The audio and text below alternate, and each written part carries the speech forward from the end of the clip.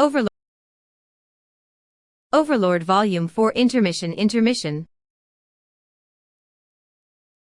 Overlord Volume 4 Intermission. They were probably discussing something else in the meeting room behind him. However, his duties in that room were over. That was why he had left. That said, he still had work to do.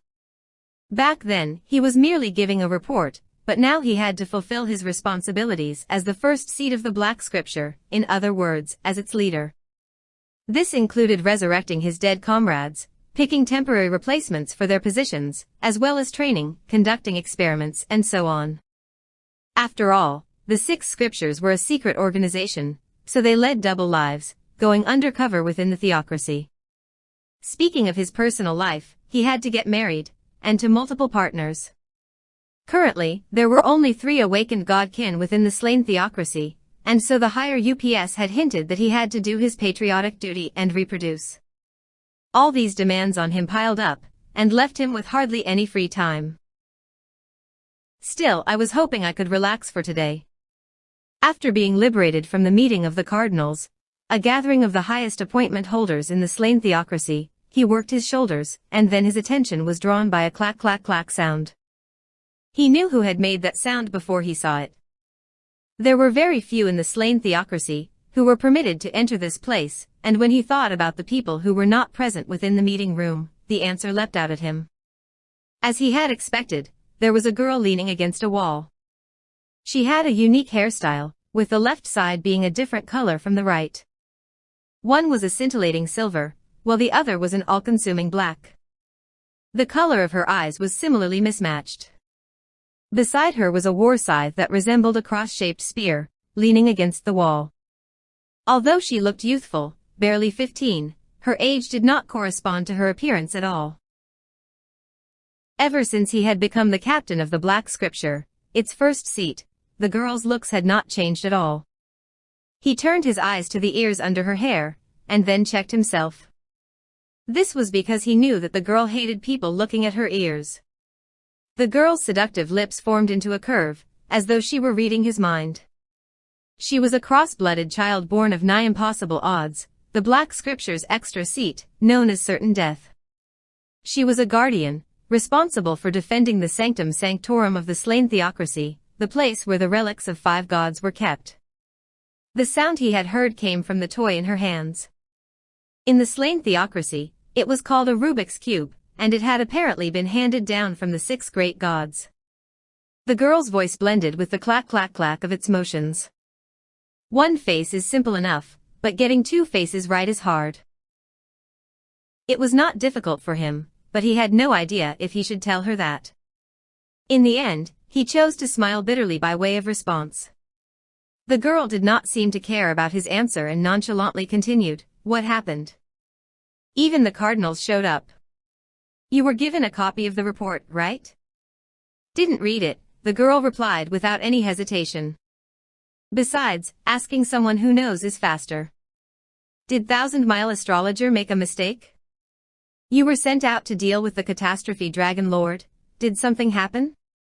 Throughout all of this, the 2 of them had never met the other's gaze. The girl's attention was focused on the toy in her hand. "We engaged a mysterious undead creature that resembled a vampire. There were 2 dead and 1 severely wounded, so we fell back." "Who died?" There was no trace of sorrow for her fallen comrades in her voice.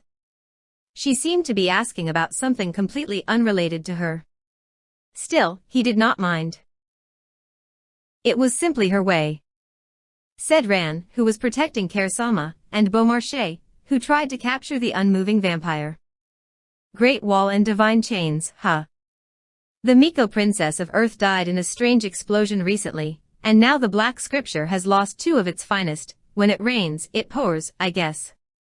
"Who was wounded?" "Kersama.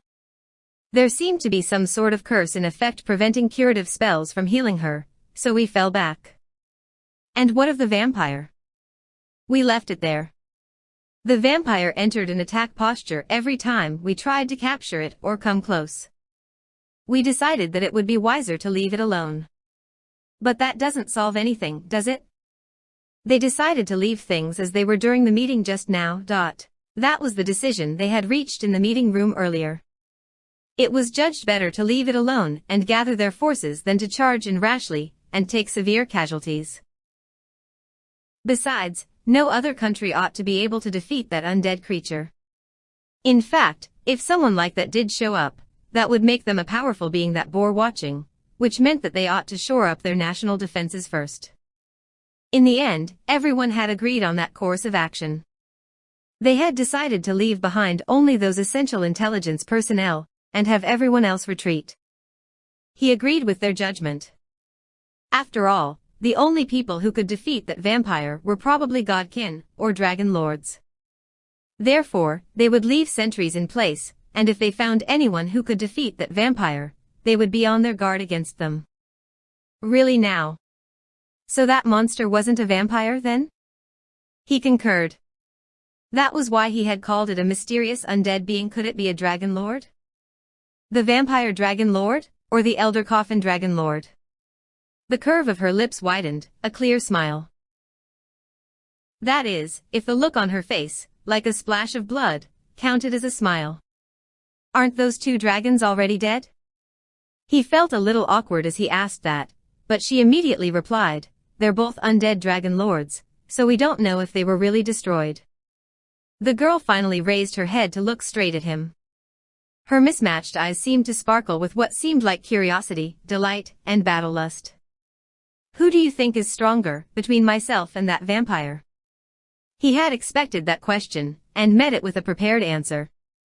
You, of course. Really? The girl looked back at her toy, as though she had lost interest in the topic. Within his heart, he breathed a sigh of relief. What a shame. I was thinking I might be able to taste defeat. As he heard her mutter to herself, he wondered, who would win if they fought. He had exchanged blows with both the girl and the vampire, and he felt that the vampire was superior. However, that vampire would not be able to defeat certain death. That was because of the difference in their panoplies. The vampire looked to be completely unequipped, which was a weakness in powerful monsters. They placed great pride in their strength, which meant that they did not make use of potent magic items. In contrast, she was kitted out in the relics of the 6 gods, so he could conclude that she was more powerful. However, what if both sides were outfitted in items of similar power? Impossible. He immediately rejected the question which arose in his mind. After all, it was impossible to find gear which rivaled her panoply, which had been handed down from the gods. But what if it was possible? If that happened, the mightiest, never-defeated extra seed of the slain theocracy might be vanquished. In other words, that moment would be the end of all hope, when the defenders of mankind were finally laid low.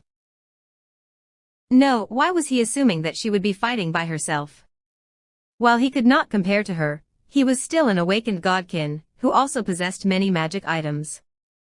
That vampire might be powerful, but it was alone, and if he could make use of his panoply, they should be able to deal with it. There was no way there could be more than one such powerful undead being. As he sank into thought, he heard the sound of giggling. Then he frowned and looked towards its source. Let's talk about something else. When are you getting married? That was one of the topics that had come up during the meeting just now. In short, it was asking when he would find a suitable girlfriend. To put it nicely, they were talking about a marriage partner, but more crudely, she would be a baby-making machine. I haven't found anyone yet. Because you're still young, huh? When the Black Scripture moved out, their members wore magic masks to hide their identities. According to the laws laid down by the gods, the age of majority in the slain theocracy was 20, but after removing his mask, his true age was much lower than that figure. Granted, after you're married, your partner will be sequestered in a secret location within the theocracy, but she'll still be able to raise your child. I know that. I am a member of the scriptures, you know. Oh yeah. Still, you should probably tell your wife-to-be that you're going to take other wives. The law says it's fine, but they've all been brought up to dislike having multiple spouses. The slain theocracy permitted the practice of polygamy, as long as the nation sanctioned it. This was a practice which had been grandfathered from a time when bloodlines had to be kept pure due to a lack of powerful entities. However, under normal circumstances, the standard practice was one man to one woman, and there were only a few cases where national sanction had been granted. Even when it was granted, one man could only have 2 wives. Thank you for your kind reminder, but as for you, don't you want to get married? He asked that question because she might have looked young, but her appearance did not match her actual age.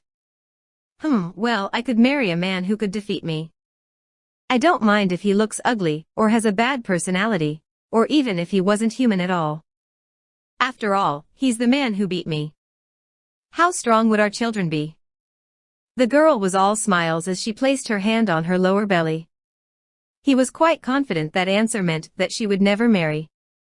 However, would things change if someone appeared who could defeat that vampire? A wave of unease swept through his heart. Clone. New